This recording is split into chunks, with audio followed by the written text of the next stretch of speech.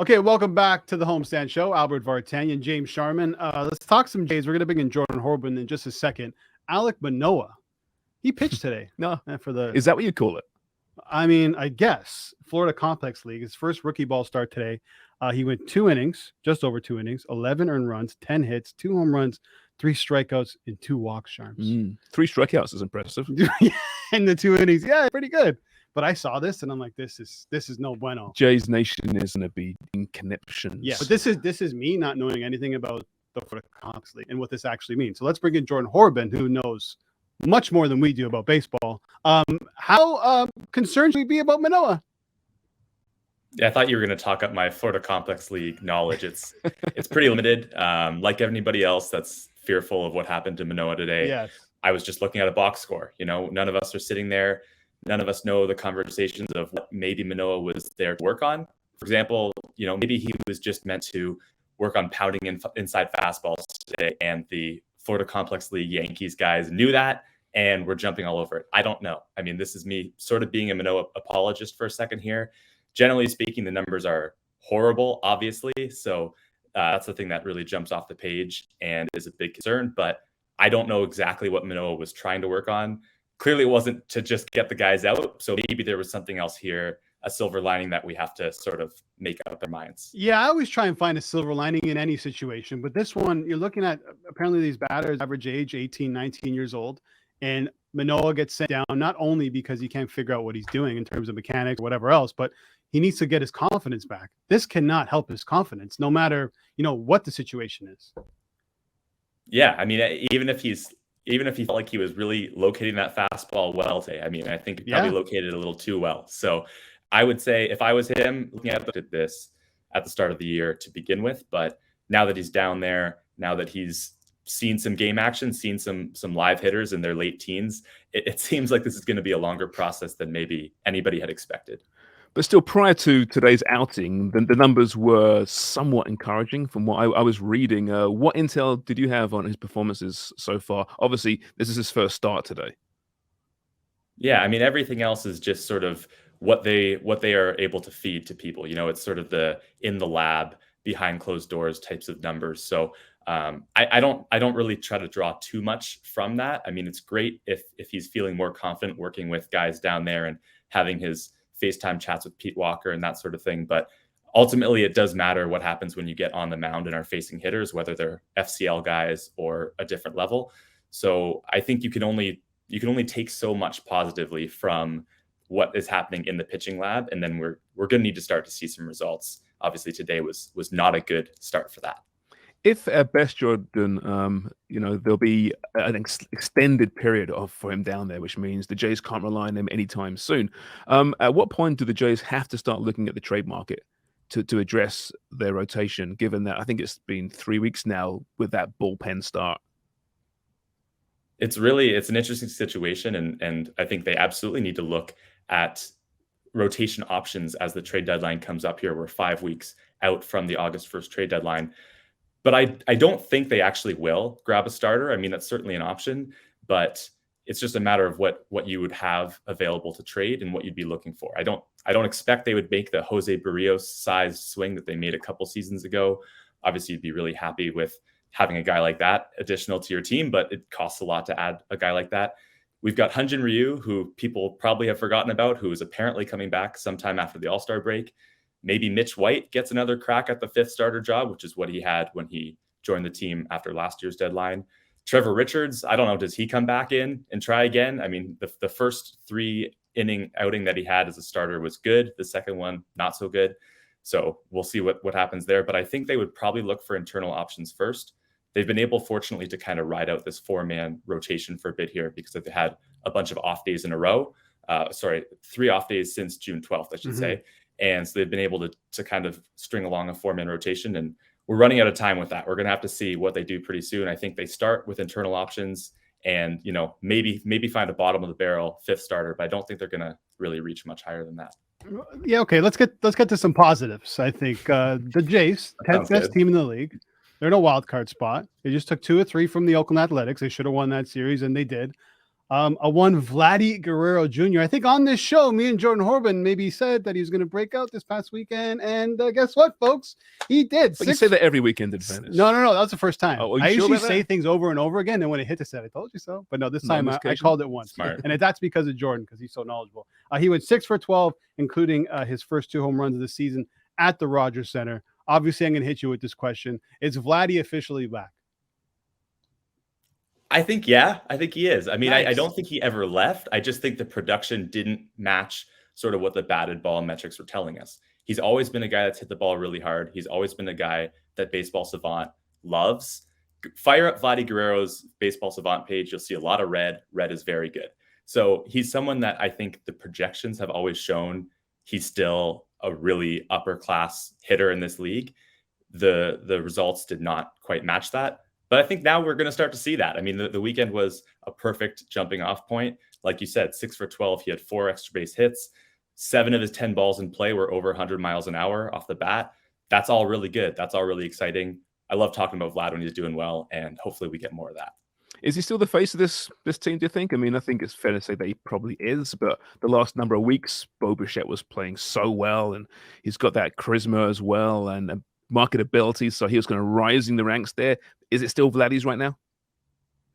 I think it is. And, he has sort of going all the way back to that exhibition game in Montreal where he hit the walk-off. I think from there, just the way that he kind of fans embraced him really from there. He ingratiated himself in the fan base and his star has kind of risen ever since.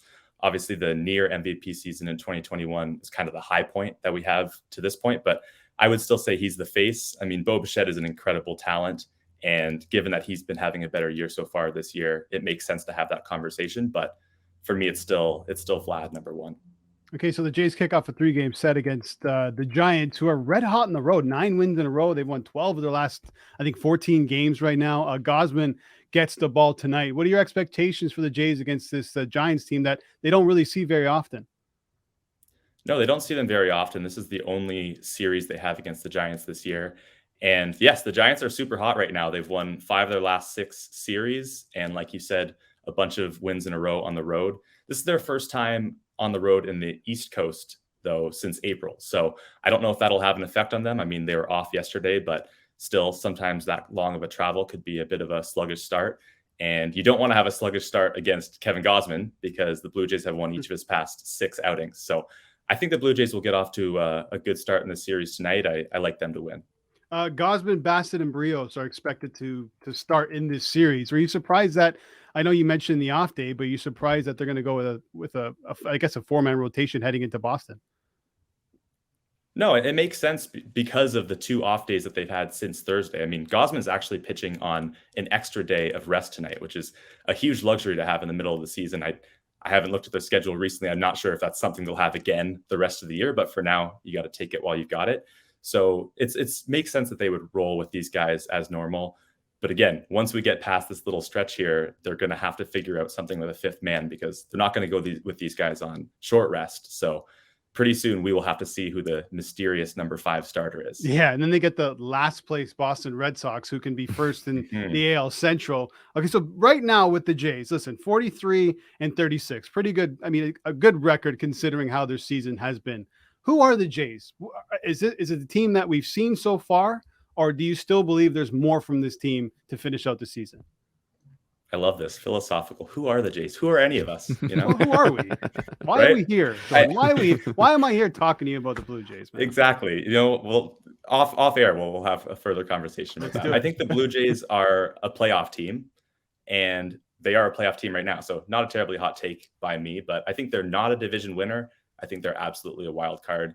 It's just too much of a logjam in the AL East to think that they're going to pass the Yankees, Orioles, and the Rays, who I think that Rays are 10 games up on them entering Tuesday here. So yeah, that would be really tough to win the division. But I do think they're a playoff team. I think the top end of their rotation is great. Even if Manoah doesn't come back, even if he spends the rest of the season toiling in the FCL, I think they can make it work with what they have. And they should be adding at the deadline, not necessarily a starter, but maybe some relief help, maybe a power bat, something like that. And I think they'll continue on this trajectory to a postseason berth. Yeah, I think there's a shot, sorry, Charms, that they can catch the Yankees based on what's going on right now. I don't know. See, whenever this team seems to be building momentum, they go through a bad patch. It just seems the last number of years has been the same thing over and over again. So not to be negative here. I want to quickly mention Kikuchi. He's coming off his best start of the season, 7 innings.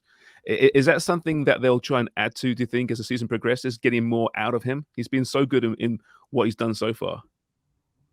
It's really interesting because for a lot of the year, he's been that guy that gets you into the 5th inning, and then that's probably it. And honestly, I've been targeting his outs props quite a bit and usually taking the under, and that's kind of burning me now. So I'm not sure that I'm going to be doing that next time out for him. But he has gotten into the 5th inning in every single outing of the year, which I bet you there's not a lot of pitchers that can say that. That's, to not have a blow up earlier than that is pretty impressive. He just hasn't usually gotten further.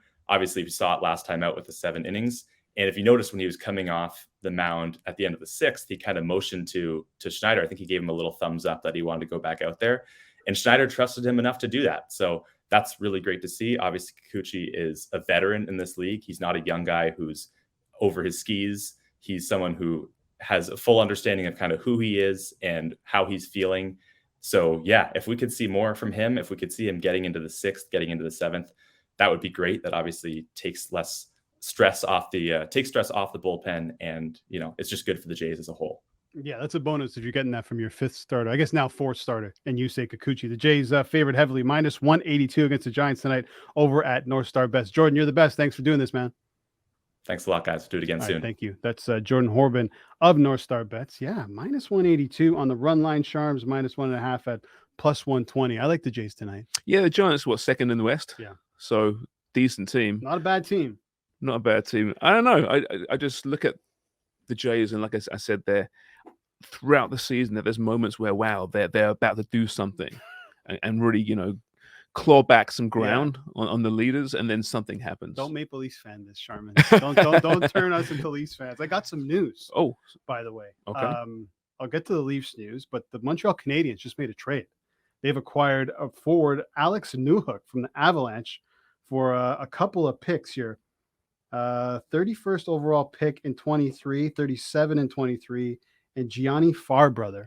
So Montreal making some moves. Mm-hmm. Now they were in on Dubois. Yes. But the more recent news which I heard didn't regarding really that seem likely. Like, it didn't make sense for him to go to Montreal. Montreal's kind of in a rebuild. We could pay him $9 million. Like, yeah, well, they can get him next year for free as well. Well, not for free, but no trade collateral there. But LA's back in there now, apparently. And from what I was reading just now, I think it was Dreg, I think it was saying it, that LA is very much on his preferred list. I like that of teams. Yeah, you know Great what move. I was thinking? Dubois to Boston makes a lot of sense with Bergeron leaving. Similar type of player. Yeah, They're going to need and they cleared depth. up some cap space yesterday, but they still need to clear up more cap space, I believe. Okay, so quickly, some more news.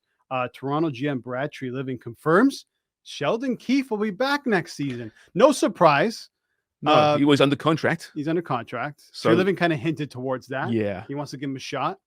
So Keefe is coming back. Yeah, hey, listen, last time he took over a team, he kept the coach, and that was Bob Hartley, and he won the Jack Adams the next year in Calgary. So you're calling it right now. Keefe's going to win the Jack Adams. That's what I'm saying right now. Okay, here we go. Well, listen, this is, I guess, good news for Sheldon Keefe. Leaf fans are kind of divided on Keefe, but extension coming though. That's the next question, right? Yeah, we'll talk about this more maybe with Sean McCormick in McCormick's Minute.